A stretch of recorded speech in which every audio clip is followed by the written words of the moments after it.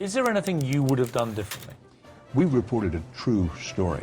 Our colleague Brian Williams is back in Kuwait City tonight after a close call in the skies over Iraq. Controversial Supreme Court nominee Brett Kavanaugh and questions about Kavanaugh's drinking in the past. Sean Hannity, come on up, Sean Hannity. Today, Andrew Cuomo is having a moment. Hi, I am Chris Steyerwalt. And I'm Eliana Johnson. Heck yeah, you are. Welcome to Ink-Stained Wretches, where we break down what's going wrong, oh yeah, and what's going right with the American news media.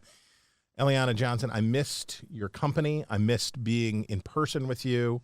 It's good to be back. I agree. Oh, good. It's not the same. No, yeah, it's no, not it's the not same. the same. We don't do it in person. Remote is not the same. Yes, I'm anti-remote work in all things. And I feel like we have so much to talk about this week. But before we launch into the front page, I want to send a public service announcement to the men of America.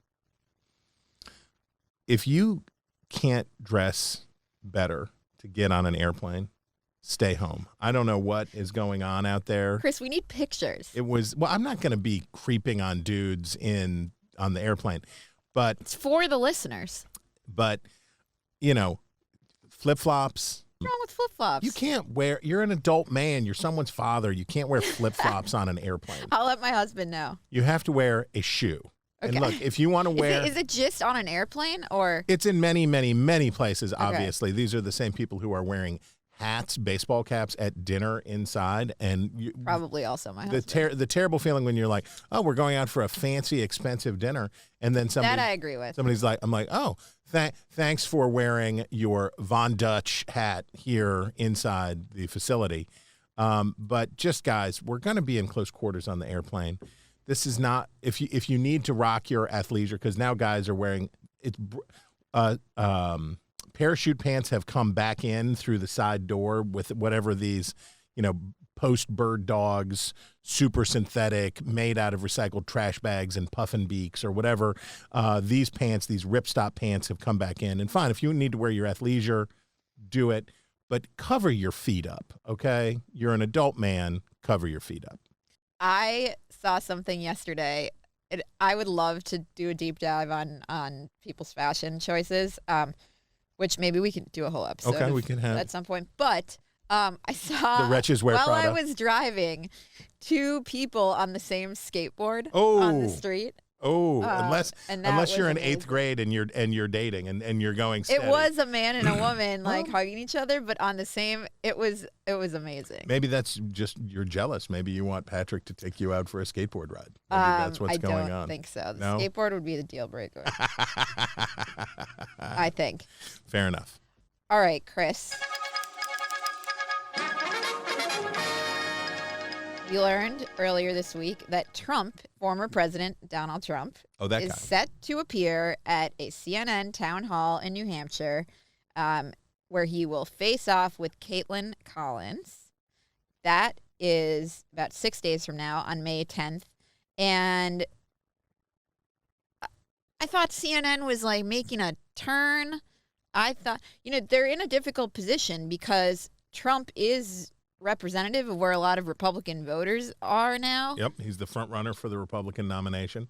At the same time, I have a feeling that CNN's decision to do this amid flagging ratings is not motivated by journalistic probity. Yes. I have a feeling it is not motivated by that.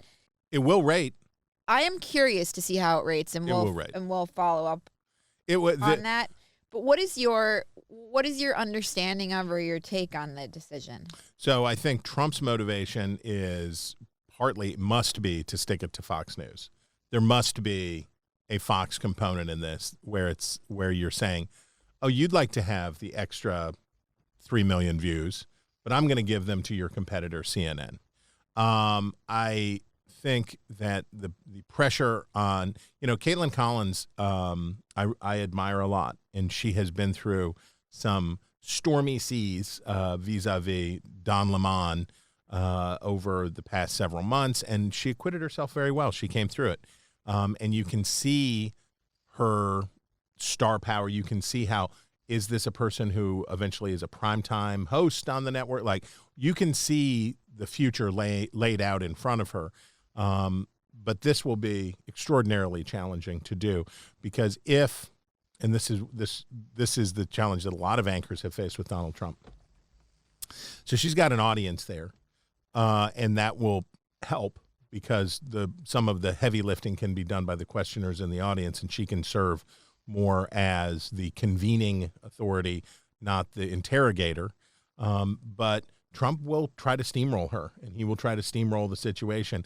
And if what this turns into is a Trump infomercial, then CNN will get this short burst in ratings, but they won't be able to keep those viewers in the longer term, and it will damage her credibility. I think no matter what, this is destined to end up as a Trump infomercial. Yeah. But I think there are two other factors that play into it, and they relate to some of our other items. This is tough because Trump's main competitor for the Republican primary, Ron DeSantis, is not engaging at all with the mainstream press, yes. And that leads to this further imbalance. That's right. Look, CNN viewers know Trump. They know who he is. They know what he has to say. They don't really, they have not heard from DeSantis himself. And I actually, and this is CNN aside, I am starting to wonder whether DeSantis's refusal to engage in these ways is hurting him, because Trump is getting, this is like an in-kind contribution to his campaign. He's getting, this sort of thing would cost a lot of money. He's getting it for free by going on CNN in primetime. And DeSantis is not availing himself of those opportunities.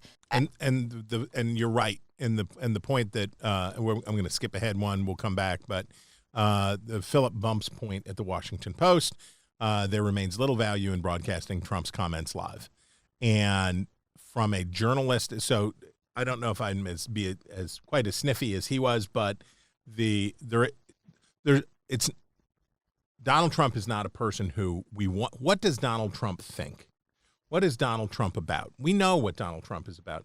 And by the way, I would say the same thing about a Joe Biden town hall, though a Joe Biden town hall would be interesting in a different way to see if he could manage to. Would be fascinating. Yeah. Could he stay afloat through the process? But yeah, there's not. Yeah, reporters have had no opportunity to question Biden in this, Right. or barely any, and that would be newsworthy. For Trump, he's had plenty of opportunities. I also think this relates to our next item, that Trump, according to reporting in the New York Times from Maggie Haberman and Jonathan Swan, he's sitting out at least the first two debates, or he's considering doing so. And that, to me, makes the CNN decision that came in the wake of this report all the more questionable, because it demonstrates that he does not want to face off directly with the other primary candidates, and that would be a service to the voters. He is choosing fora in which he can control the conversation. There's a Fox factor on this one too. So we talked to on News Nation. Check us out. The Fox story is very interesting. Check us out at 5:00 Eastern Time on News Nation. It's The Hill. But we talked to Trump strategist Jason Miller, and he was transparent about why you wouldn't participate in the debate. And by the way, I will point out, Willard M. Romney and other Republican frontrunners in the past, Jeb ! Did not participate in early debates. And I was begging, right? I was out there back in the day begging, please, come on, it's not too soon. You got to do it. So there is precedent for doing it. But there's another thing, which is, who's got the first debate? Fox News. Fox News has got the first debate. So if Trump is like, maybe I don't come to that debate. So Trump's retaliation to Fox for the Murdoch's effort to break free of Fox and pump up Ron DeSantis. This will be a long and agonizing vendetta, and Trump, I expect, will win it. And by the time we get to October, November, Fox will be doing infomercials for Donald Trump around the clock, I imagine. Chris, you had drawn to our attention a piece in Semafor. Oh, yeah.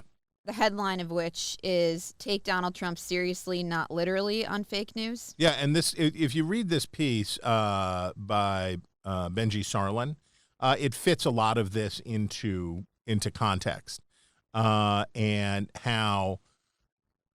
Well, here I'll read you a passage. comment. This is talking about. This is what a Trump advisor told the outlet that they hope to jumpstart a relationship with CNN now that the network is under new management. Going outside the traditional Republican comfort zone was a key to President Trump's success in 2016. Some other candidates, Ron DeSantis, Meatball, are too afraid to take this step in their quest to defeat Joe Biden and are afraid to do anything other than Fox News. So just as you say, they don't want to face Ron DeSantis on a debate stage, but they do want to drag Ron DeSantis for, of all things, not going on CNN. So that's it tells you the phoniness of the fake news attacks. Harumph.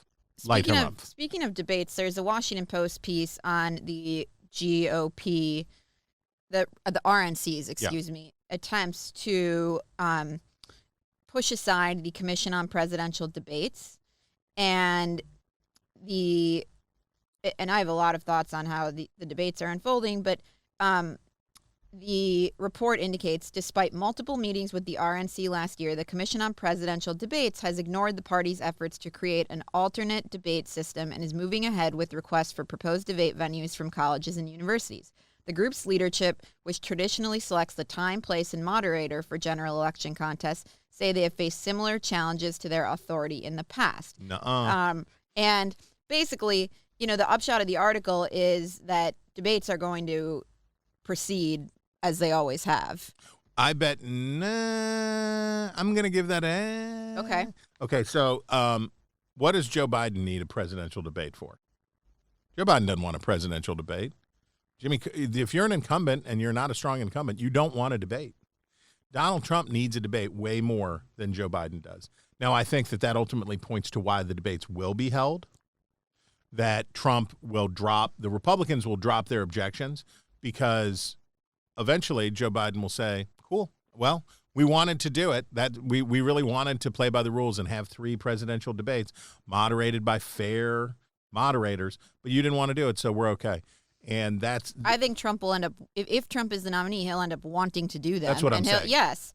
And he will humiliate Biden by saying he's too old and too feeble if Biden doesn't accept the challenge. But what I'm saying is, so Trump is trying to, he is gaming the system and pushing on the Commission for Presidential Debates, and through Ronna Romney McDaniel trying to create this problem.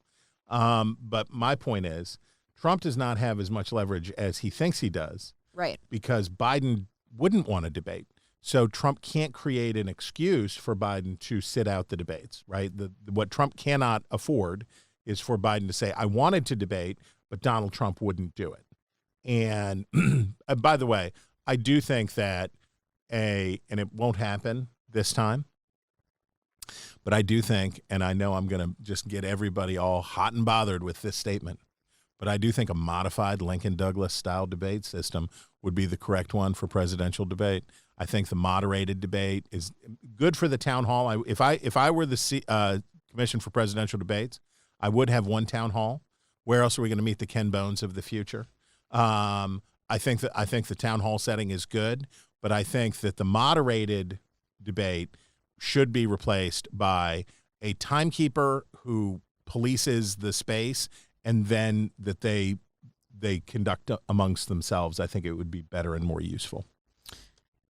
I will get positive. I will get to that, but I think the much more interesting story is unfolding around how the Republican primary debates are going to unfold, because that's a place where there doesn't need to be any negotiating with the Democrats or with the official commission. This is essentially the RNC's decision about how to do this. And we only know who is moderating the first debate, but it does appear that there hasn't been the same attempt to rethink the formats and participation of the primary debates as there has been this general election debate, to say, like, I'm not going to be surprised if CNN, NBC, and ABC end up moderating debates. News Nation. Which is and News Nation, but I'm not going to be surprised if the big networks end up moderating debates with their star anchors. And to me, that's just crazy, given given that the party has spent the last 8, 12, 16 years railing against the influence of these outlets. But here's the thing. So let's and the Republicans, I don't want to say I'm not speaking out of school here. This is all stuff that is publicly known. The Republicans are trying to shape who does the moderating and how that goes, but there's a balancing test. So let's say that you got what Republicans wanted in 2016. In 2016, you know what Republicans wanted? Sean Hannity to moderate a Republican debate. What do you get out of that? What do you find out about the candidates? What do you know about the candidates after getting softball after softball lobbed at them? You don't get anything out of it. But you're saying there is no alternative to that's by not saying, what I said. My argument is there should be some creative thinking about what the middle ground is here between handing debates back to CNN, which got its highest ratings in history Trump's from the Republican primary debates. Yeah, and Trump is going back to the well. And Sean Hannity. Like, there are plenty of people who occupy a middle ground where they don't come from a place of, vicious hostility to the candidates. Do you know any publications based perhaps in Arlington, Virginia that might have the wherewithal to do this? Can you recommend anyone? Look, this is the truth. Chris talking about the Beacon is that I think the RNC is driven by the belief that the networks have what places like the Free Beacon doesn't, which is they have a television channel, they can convene an audience. Yeah. These things are very, very expensive. And so it is a tricky problem. Yes. It is a tricky problem. It's a tricky problem, but I think the biggest challenge that they're going to face is determining who gets to be on the stage and who doesn't get to be on the stage. I think that maybe not the biggest challenge, but the first challenge that they're going to face is how do you decide who's on stage? We had the idea at Fox a long time ago about we'd do a lottery system and have the ping pong balls like it was the lottery, and they pop up and we'd pick the winners and have their little faces on ping pong balls, and we'd have a selection show, and that these people would be on the main stage and that these people would be on, as we like to call it, the happy hour debate, the early debate, early prime, and that we'd do it that way. But it's extraordinarily challenging because let's say that the Republican field ends up, maybe it's not a problem. Maybe the Republican field ends up being 8 people, 10 people. And what's his name? Vivek Ramaswamy.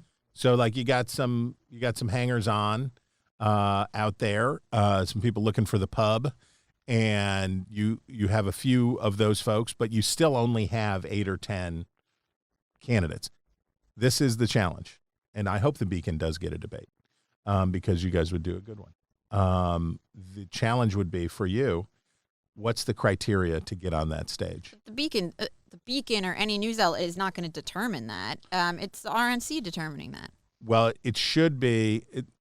It wasn't before. Before it was the news organization that was doing it. And part of that I did not know. That's interesting. So part of the advantage for the RNC in the pre-existing strategy in the DNC was they could say to the campaigns, I don't know, call Bill Salmon, call Chris Steyerwalt. I don't know. You call them up, complain to them. That's their debate. So the RNC wants more agency in making these choices, but not ownership of the decisions. So we're going to track. Okay. We'll see how this plays out, both who the moderators of the debates are and what the criteria are.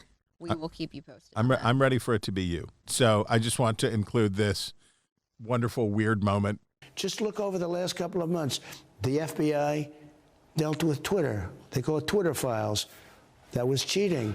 And then you look at Truth to Vote, where hundreds of thousands of ballots were stuffed in the ballot boxes. They were stuffed. My point to you is, if you're going to win this next year, in November 2024, you're not going to win it talking about what happened last time. But Nigel, you brought it up. Haven't you got to send a positive message to 100%. You brought this up to me. I didn't bring it up to you. No, sure. You know, you mentioned something. I said, look, it was rigged.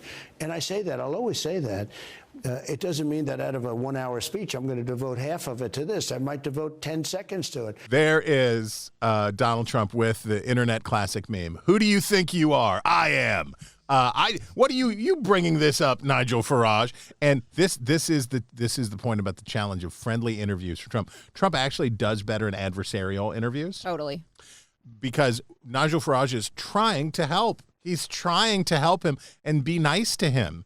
And Trump is like, how dare you, sir? How dare you? I do think, that clip perfectly exposes the danger. To Republicans, it's like, is this who the party is going to go back to? He's talking about the past, not the future. Why do you love the libs so much? Why do you love Joe Biden? Why are you hiding Hunter Biden's laptop, Eliana? Stop. Speaking of poisonous theories, we got a New York Times report this week, Chris. We're moving into our Fox News Tucker Carlson segment, and thank you to Nigel Farage and Trump for helping us transition. The headline: Carlson's text that alarmed Fox leaders: it's not how white men fight. Ooh. And he was describing a video of white guys fighting.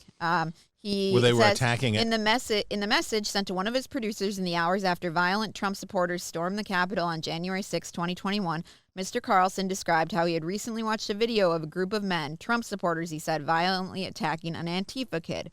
It was 3 against 1 at least, he wrote, and then he expressed a sense of dismay that the attackers, like him, were white.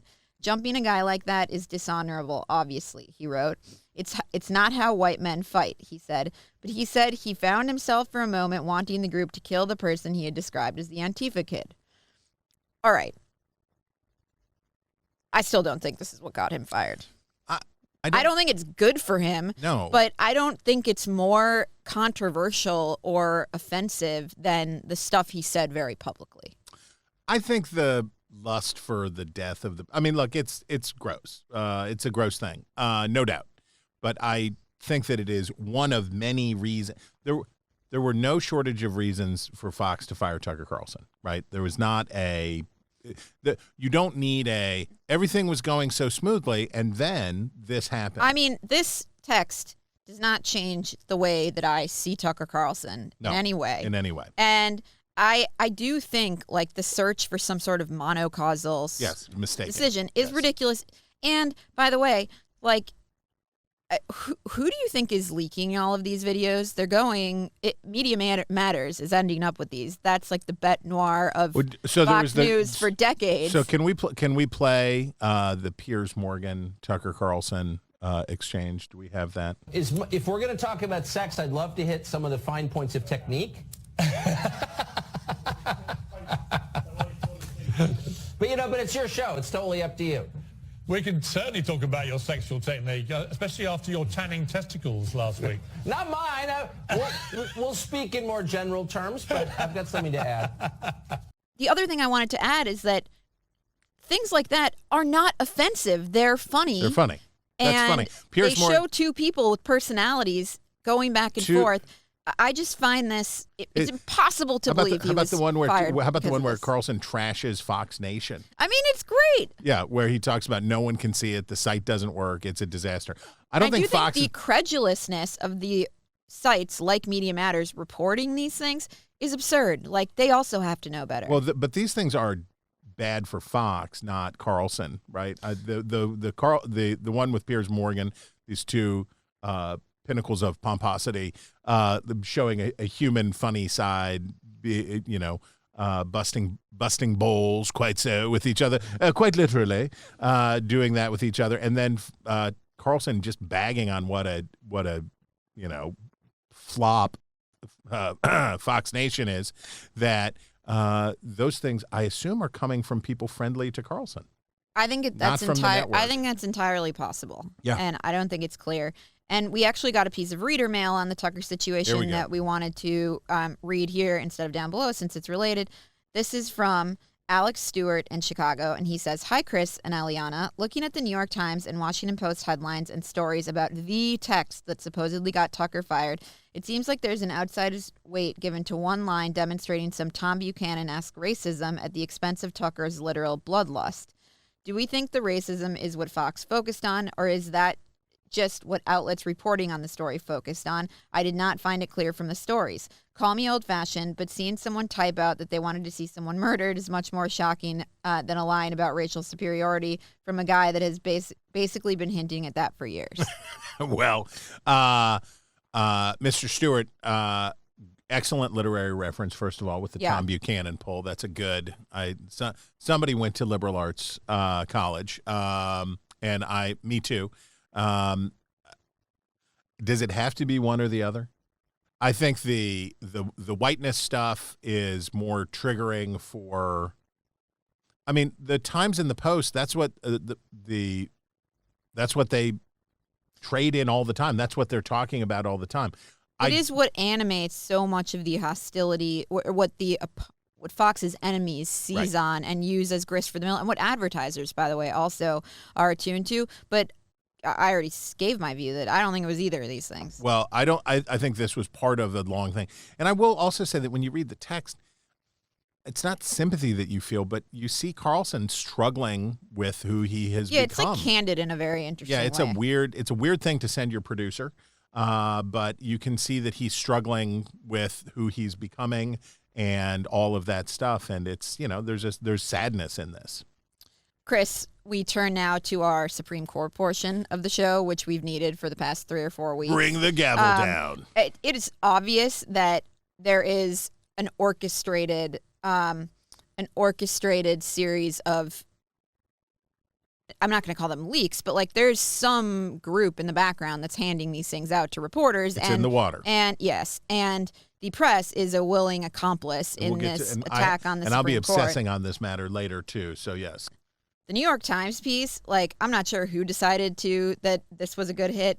The headline is "How Scalia Law Became a Key Friend of the Court," and it's basically about how George Mason University's law school has a lot of Supreme Court justices, including liberal Supreme Court justices, but more often conservative Supreme Court justices, teach classes for it. George Mason University's law school cultivated ties to justices with generous pay and unusual perks. In turn, it gained prestige, donations, and influence. What is that you say? A law school is trying the offense here is that it's not Yale Law School or Harvard Law School or Stanford Law School. How dare George Mason University try to get more access and notoriety and get its law students clerkships at the Supreme Court? Just sick. It's just a sickness. My gosh. It's just, this is the lack of, I don't know where the authors Steve Eder and Joe Becker went to law school, but if it would be, I would find it very funny if it was Yale, because the credentialism and the who do these people in Fairfax, Virginia think that they are?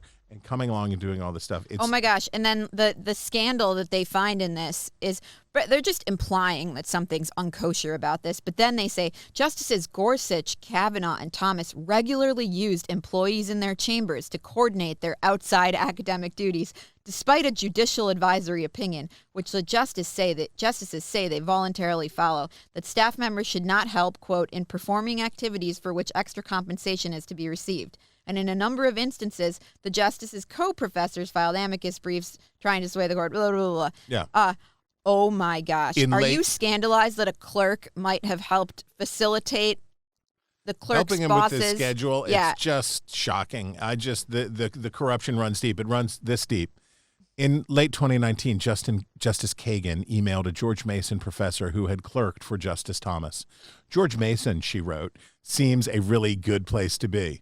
Justice Gorsuch may have felt the same way when the law school courting him in 2017 asked him to help choose the Italian city where for 2 weeks the following summer he would co-teach a seminar on national security and the separation of powers. A memo offering options including Padua, a first-tier city in a picturesque setting, Venice, with its 7-mile-long sandbar known as Lido, and Bologna, Italy's most prestigious academic setting. In the end, the class would be in Padua, where the law school put up the justice and his family in what a listing described as an aristocratic, antique-filled apartment in the heart of Old Town. A draft handbook for the trip emailed to Justice Gorsuch made clear that his teaching responsibilities would be limited to the mornings, leaving plenty of time for excursions, including visits to Bologna and Florence. Fantastico. Outrageous. The justice responded. Yeah. Fantastic. He used Italian. Outrageous. My God. Has he no decency? And Scalia is an Italian name. It's just, you put the pieces together, New York Times, and it's just obvious that our country cannot abide this. I don't know. We're at deep corruption. We're at threat. We are at threat from brown nosers at law schools. It's brown nosers at law schools that will bring the republic down. Fantastico. What do we have next? Okay.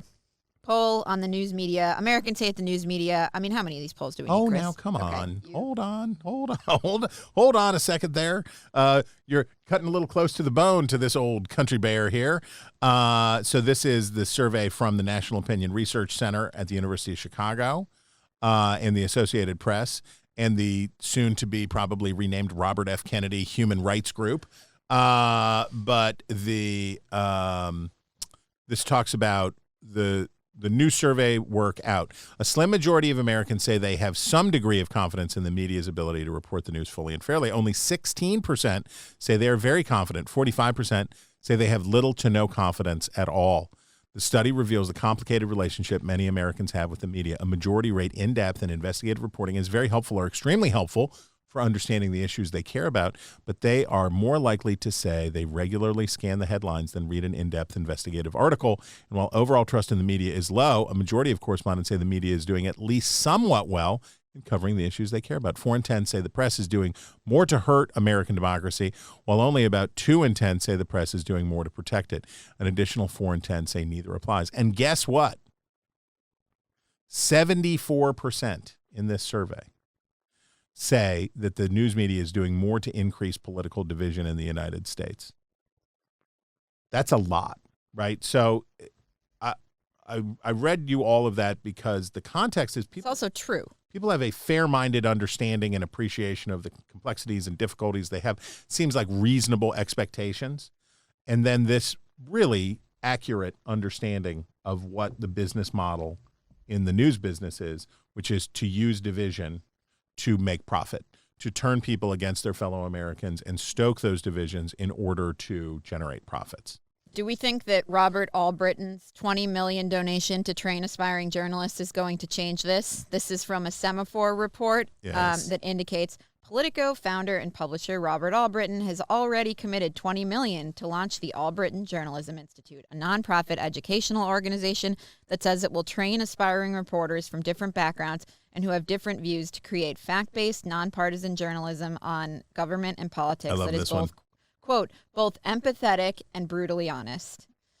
Just fantastic. Yeah. But how would you describe your journalism? I would say empathetic but brutal is how I would describe it. It will cost. Look, I don't want to be ungenerous of spirit, and it may be great. And I will find out more. And if there's anything I can do to help, I volunteer my services. I want to be part of solutions. But if it is like other such institutions, it will take quadruple that amount of money to untrain the people who go to this school when they do get into the workplace about how the actual work of journalism is done.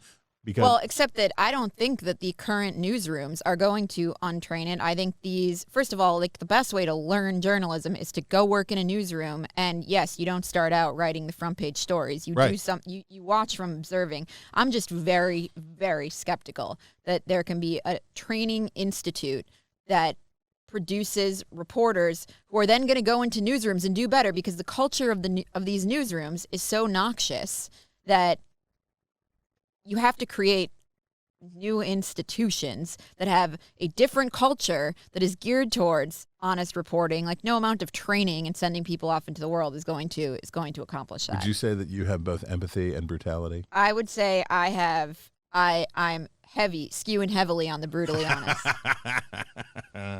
This is one of my favorite things, though. So whenever you see one of these, whenever there is a big free speech issue at a law school or an undergraduate college, the president of the college inevitably comes out, the president of the university comes out and says, we value free speech and diversity, and these two, they're not only are they not in conflict with each other, they strengthen the other. And it's like, no, guys, like these are sometimes at odds. Right. The idea of competing goods, that you would say that we don't have to choose between our liberties and our security. Well, we kind of do a little bit. We're supposed to hold those ideas in tension. Competing goods are supposed to be balanced against one another, not ignored. But I do want to think of you as empathetic and brutal from now on. Vice heading for bankruptcy. No surprise. We learn. Yes. No. Except the surprise. Well, this isn't even surprising, but the guy Shane Smith who founded Vice, I'm sure he's very, very, very rich. Is that right? For having produced something of no value. Have you ever seen the TV show, the documentary Now? No. Bill Hader. It's magnificent. It's very funny. It's in the Guffman. What's it called? It's called Documentary Now. Yes. Yeah. And they spoof the self-serious documentaries. And there's one that they do that is a Vice, that is a clear mockery of Vice, where I think it's Bill Hader and maybe Will Forte, but they go with the drug lord, and they go inside the drug lord, and they end up doing tons of cocaine at wild parties, and everybody gets killed, and it's very funny. I recommend highly recommend. Documentary Now. Chris, up next we have Elon Musk's new development, which I actually thought was cool. Yes. He tweeted, rolling out next month, this platform will allow media publishers to charge users on a per-article basis with one click. Yes. This enables users who would not sign up for a monthly subscription to pay a higher per-article price for when they want to read an occasional article. Yes. Should be a major win-win for both media orgs and the public. I totally agree, and I think it's a great idea. I have wanted the iTunesification of news for a long time. Making it one click is great, because I can't stand when I get sent to some subscription page and I have to log in and And if the price point is correct, right, if it's 10 cents or 25 cents or whatever, let's say $1. Well, let's say it was $1, and so that means that I don't need a subscription to the Philadelphia Inquirer. I love you, Philadelphia. I don't need a subscription to the Philadelphia Inquirer, but I might pay $1, or I might even pay $2 for a subscription for an article that I really wanted to read from the Philadelphia Inquirer. So I think that this could have the greatest benefit for local and regional news outlets, where you sometimes want to read something that they have there, or a magazine, a special interest magazine. You sometimes want to read an article that they have there, but you don't want to spend $100 on a subscription, and you won't spend $100 on a subscription. I hope that they can make this work. Finally, you have a wonderful style section item tonight. It's on the verge of style section, but before we get there, you would want to talk about the Dispatch's review of Ben Smith's new book, Traffic. Which, admittedly, I have not gotten caught up on this, and so we should do a follow next week when I do. Ross Anderson reviews Traffic, Genius, Rivalry, and the Delusion in the $1 billion Race to Go Viral by Ben Smith. And I love the writing here by Ross Anderson at the Dispatch. The internet is violent, beautiful, awesome, awful, and awesome. It has completely warped, ruined, and improved the news economy, and I wouldn't be writing this without it. And I'm working on Smith's. I've not finished it, and there's a lot. And part of the reason I haven't finished it is that there's a lot in there. Maybe a lot for somebody like me to get through.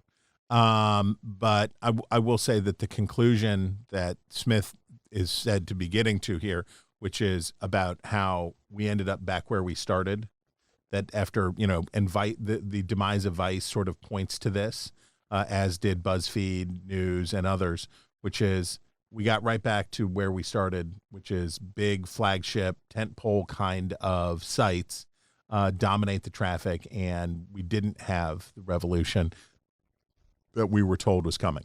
Style section, Chris. We kind of did at the beginning. That was Chris's ridiculous complaint about men wearing flip-flops on airplanes. Oh, but can I please talk about the Washington Post? I knew you would want to. Sent in by an alert reader who I will not identify. But it is a front page of the Washington Post today, Thursday.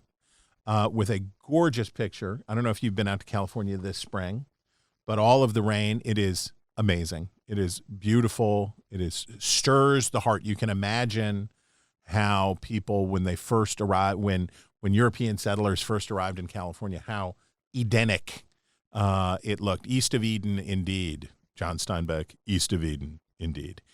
So there's this amazing thing. And here's the Washington Post take on it. Bloom or bust. Historic rains have blanketed California with wildflowers. Okay, that sounds good. Wait, but such kaleidoscopic events are under threat. So this, to me, is emblematic of the problem at the Washington Post.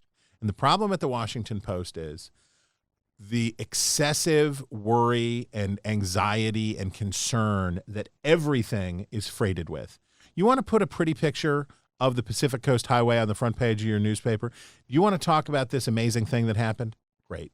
That's fine. Freighting it with climate. This would be like the equivalent of this if you were doing it from a Christian perspective.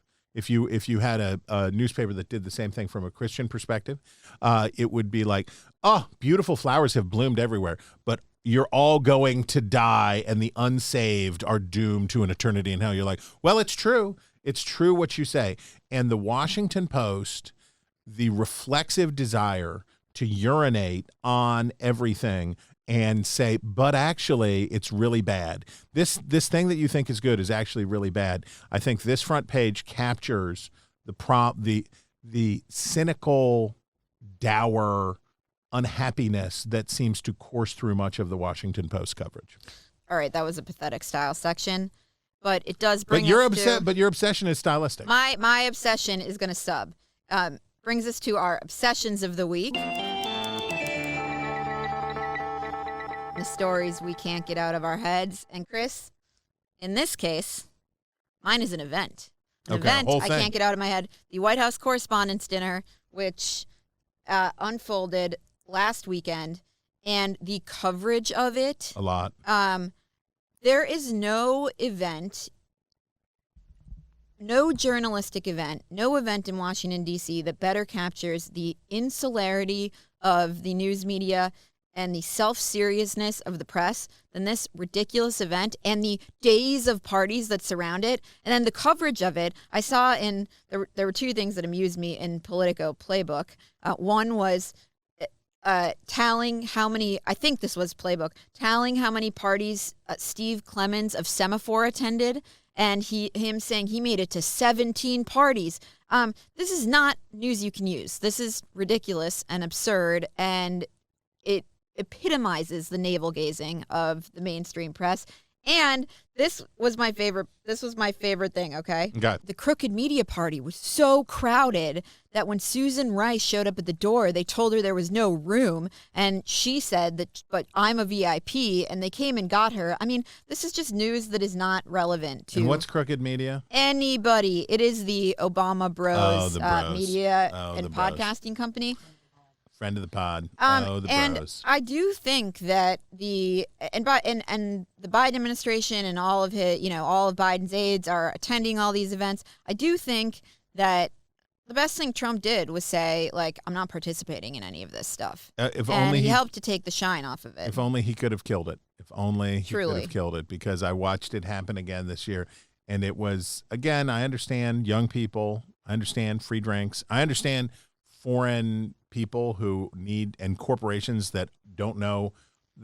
It's sort of like why opening day in baseball is opening day. Like, what time in the year should we do something in Washington? It's like, I don't know, the weather's bad in the summer and maybe in the winter. Spring is good. Okay, what's in the spring? I guess the White House Correspondents Association's dinner. Okay, fine. But it's blah. But I loved Ian Murray of the Competitive Enterprise Institute said on Twitter, climate protesters know where journos' priorities lie. This is from Politico. Meanwhile, the climate protesters who had aimed to disrupt the weekend's festivities made arguably their biggest splash by infiltrating and briefly disrupting the event, which was a brunch. One person who attended texted Playbook, OMG, it was a whole thing. The protesters made their way in and then sat in front of the Bloody Mary bar. Police had to escort them out. Give me a break. Yes. Give me a break. Give me a break. Put a little celery salt in your wounds, because there it is. And what is your obsession, Chris? My obsession is ProPublica being bad. I'm obsessed with ProPublica not doing a good job. We've talked about. It's also the New York Times and Politico. No, but the ProPublica on Clarence Thomas and Harlan Crow, and I want to further disclose that I am not impartial in this because I admire the heck out of Harlan Crow, and to whatever degree. But I'm impartial. To whatever degree that it does not embarrass him, I think of him as a friend. So I understand why I am not an impartial observer here. But here's the headline from ProPublica. Clarence Thomas had a child in private school. Harlan Crow paid the tuition. Now, what would you assume from that headline? I would assume that Harlan Crow was paying the tuition for Clarence Thomas's child. But I did read it and think to myself, I don't think Clarence Thomas has children. That's what you thought because you know a lot of things. But then you go to the lead, and it starts to come undone right away. In 2008, Supreme Court Justice Clarence Thomas decided to send his teenage grandnephew, grandnephew, that seems somewhat removed, to Hidden Lake Academy, a private boarding school in the foothills of northern Georgia. The boy, Mark Martin, was far from home. For the previous decade, he had lived with the justice's wife in the suburbs of Washington, D.C. Thomas had taken legal custody of Martin when he was 6 years old and had recently told in an interview that he was, quote, raising him as a son. Tuition at the boarding school ran more than $6,000 a month, but Thomas did not cover the bill. A bank statement from the school from July 2009, buried in unrelated court filing, shows the source of Martin's tuition payment for that month, the company of billionaire real estate magnate Harlan Crow. So the idea here is that what you are invited to believe is that Clarence Thomas's son that Harlan Crow was paying the tuition for Clarence Thomas's son, not that Clarence Thomas had taken in a relative kid and was helping him out, and that in a similar spirit of charity, Harlan Crow was helping this kid out. That's not what you were invited to believe. What you are invited to believe was that this is some sort of indirect subsidy to Clarence Thomas and that this is further evidence of the corruption. And on Morning Joe, on a bunch of places, this was being held up today as it just gets worse. It just gets worse. There are no standards anymore. This is not scandalous. It's not different. It's not interesting. I think at this point, do you remember, I think it was last week, there was an incremental advance on this story where something that Harlan Crow was tangentially related to came before the Supreme Court, but it wasn't really a never mind, but I think we'll point it out anyway and make a big deal out of it. I think it was the Post. I forget who it was. The incremental story we also had last week was they're widening the aperture outside of Thomas, yes. And we got the Neil Gorsuch followed all the rules in his disclosure of a property that he sold to the head of a major law firm. Many people think it should have been illegal. Many people, it was not wrong. It did not violate the rules, but many people think it should have been. And this is, and I am not prone to hyperbole, but I do tend to agree with the people who say that much of this stuff is revenge from a media outraged over the reversal of Roe v. Wade, and that the anger at the reversal of Roe v. Wade is fueling and I'm sure they believe it sincerely, that the court must be corrupt, the court must be wrong if this is what they decided. But leave Clarence Thomas's grandnephew out of it, guys. I think, to take one step back, I do think there's a big Democratic infrastructure that is outraged by the success of the Federalist Society and of Republicans. Oh, yeah, they had that whole hit piece on Leonard Leo the other day. In getting a majority of justices on the court. And this is, a half-century-long effort, basically. And sure, the media is angry about Roe, but I do think that Democrats, because they are unlikely to have a majority on the court for many years, they must undermine, delegitimize, raise questions in the minds of Americans about every both about the individual justices and therefore about every decision that comes out of the court, since these people are corrupt and not making their rulings based on their principles. Harumph. Now you're harumphing. That was a good harumph. That was Stirewaltian in its harumphitude. We've made it to my favorite section of the week, which is Reader Mail. Reader Mail. And we have a note from Victoria Behrens in Hillsborough, Missouri. Oh, I know Hillsborough. Dear Eliana and Chris, I've listened to your podcast since its inception. I was delighted to discover that it's much more fun than the earnest conservative criticism of liberal media that started to seem stale, if accurate, to me at least 10 years ago. I have a suggestion for the Say Something Nice segment that would be particularly appropriate for Chris. The St. Louis Post-Dispatch is a very liberal newspaper, but has provided extensive coverage of the disaster that is the office of St. Louis City's progressive prosecutor, Kim Gardner, and she sends along a story. Finally, the niggling criticism. Eliana, at the end of the podcast, you say that is all the time we have left for the news about the news. The word left serves no purpose since there is no time left. On, Victoria simple, Behrens. all the time we have for the wews. And you know what? She's correct. Dang We're going to take that to heart. Wow, Victoria Behrens. You're what's my tagline for today? Empathetic but brutally honest. Our I see in our script down here is just, and that's the news about the news. So I have been inserting that improperly. Well, that is what I said. Victoria Behrens, you are now. That's as I recall. Hillsborough is down by Festus, Missouri, and I wouldn't be surprised if there is there's some very good students down in Hillsborough with keen ears. Don't be surprised. Working at a paper like the St. Louis Post-Dispatch and other big city newspapers, don't be so surprised, because what's the number one bias that reporters have? Conflict. Yeah. We want the conflict. We want to go where the conflict is. That's what we want to see. And that has been a doozy of a story in St. Louis. And the Post-Dispatch is doing a good job covering it. So thank you for passing it along. And please, Victoria Behrens, pray for the St. Louis Cardinals. Please pray for the St. Louis Cardinals, because I can't take it. I'm really reaching the end of the whistling past the graveyard that I had, as I think they've won 2 out of 20 or something. It's been a really grueling streak. And so, Victoria, send good mojo up the mighty Mississippi to the Birdos, please. Chris, we come to your favorite time of the week, when I am forced to say something nice, and no problem for me this week, but lead me by example here. In a surprise move for me, my favorite item comes from Politico magazine. What? But here it is, by Derek Robertson. My descent into TikTok news hell. I spent an entire day falling further and further down the app's rabbit hole, only to find something disturbingly familiar at the bottom.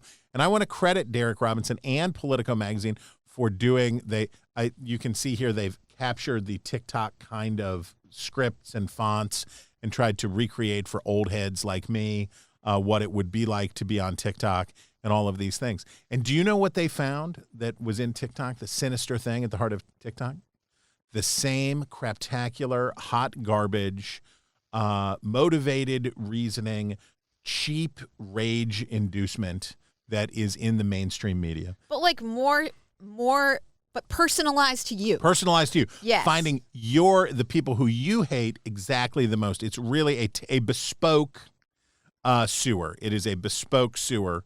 And here, I'll give you a little passage. The social media era has introduced an arsenal of psychological phenomena and classifications to our political discourse, meant to help us understand better how algorithms play us. We seek out news according to our confirmation bias or thirst to satisfy pre-existing beliefs. We accuse our opponents of suffering from the Dunning-Kruger effect, overestimating their expertise, while ensconced in an impenetrable digital carapace of ignorance. Nice. Our negativity bias makes every individual news beat an opportunity to catastrophize about climate change. Did I write this?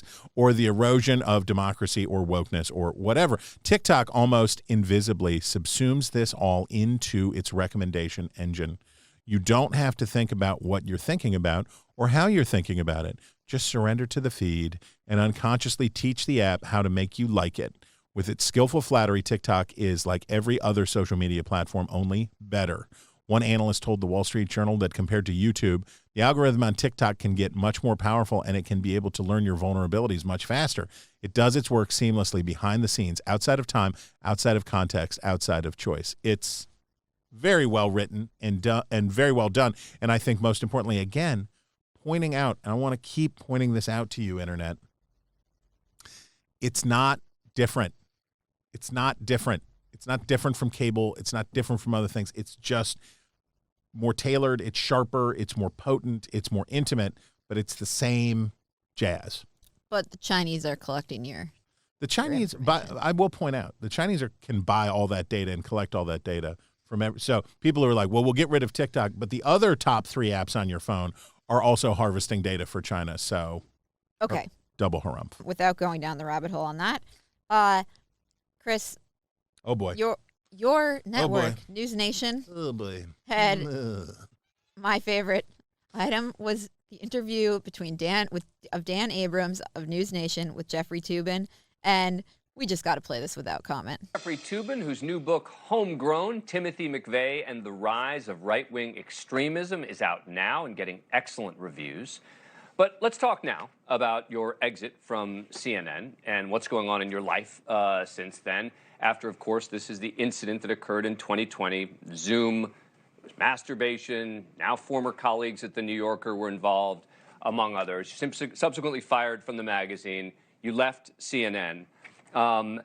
What's life been like for Jeffrey Toobin? Well, let's talk about the incident itself. Yeah. It was a disaster in my life, self-inflicted, self-destructive, and something that I will regret for the rest of my life. I have no excuses. I have only apologies, which I have tried to offer to everyone involved, including very much my family, which was terribly embarrassed by it. But it's now more than 2.5 years ago, and a lot has happened. And that is all the time we have for the news about the news. If you have a story you want us to talk about, email us at wretches@nebulouspodcasts.com. That's wretches@nebulouspodcasts.com. This has been Ink-Stained Wretches from Nebulous Media, produced by Colin Chicola. Find us on iTunes or wherever you get your podcasts, and leave us a review. 6 stars. Just search for Wretches.